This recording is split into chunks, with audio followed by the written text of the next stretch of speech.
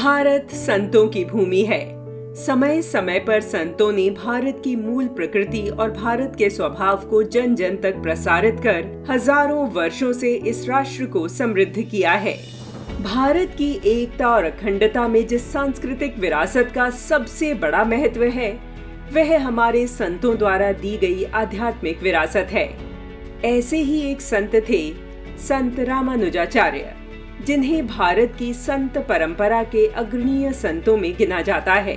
सन 1017 में तमिलनाडु में जन्मे संत रामानुजाचार्य ने हिंदू समाज के पिछड़े वर्ग की पीड़ा और उपेक्षा को हृदय से अनुभव किया। उस समय की प्रचलित सामाजिक एवं धार्मिक अनुष्ठान पद्धतियों को युगानुकूल परिष्कृत किया। उन्होंने ब्राह्मण से लेकर चांडाल तक सभी जाति वर्गों के लिए सर्वोच्च आध्यात्मिक उपासना के द्वार खोले। समाज के कुछ स्वार्थी एवं पाखंडी तत्वों ने उनका विरोध भी किया, किंतु न वह डरे, न झिझके और न ही रुके। उन्होंने समाज के वंचित वर्ग के आध्यात्मिक और सामाजिक उत्थान के लिए वैष्णव भक्ति को माध्यम बनाया।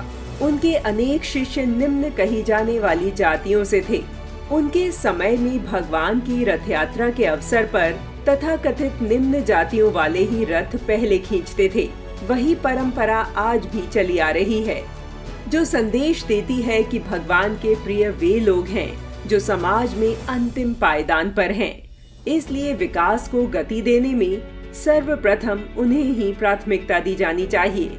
रामानुजाचार्य ने मेलकोट के मंदिर में हरिजनों का प्रवेश कराकर यह स्पष्ट संदेश दिया था कि सनातन धर्म में ऊंच नीच का भाव एक सामाजिक कुरीति है और इसका उन्मूलन आवश्यक है।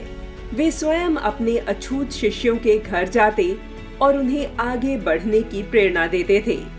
रामानुजाचार्य वह प्रथम आचार्य थे जिन्होंने समाज में पैर पसारती ऊंच नीच की विकृति को देखा और उसे दूर करने के लिए जनमानस को प्रेरित किया। वास्तव में रामानुजाचार्य जाति भेद से ही नहीं, वरन धर्म भेद के भी ऊपर थे। रामानुजाचार्य अपने भक्तों से कहा करते थे, अपने कर्तव्य का पालन सांसारिक लाभ की दृष्टि से नहीं, वरन परमात्मा की सेवा मानकर किया जाना चाहिए। संत श्री रामानुजाचार्य की स्मृति में हैदराबाद में 216 फीट ऊंची स्टैचू ऑफ इक्वलिटी स्थापित की गई है, जो आज भी हमें सनातन धर्म में व्याप्त समरसता से उद्भूत समानता का संदेश दे रही है। इसी संदेश को लेकर आज देश सबका साथ, सबका विकास, सबका विश्वास और सबका प्रयास के मंत्र के साथ अपने नए भविष्य की नींव रख रहा है।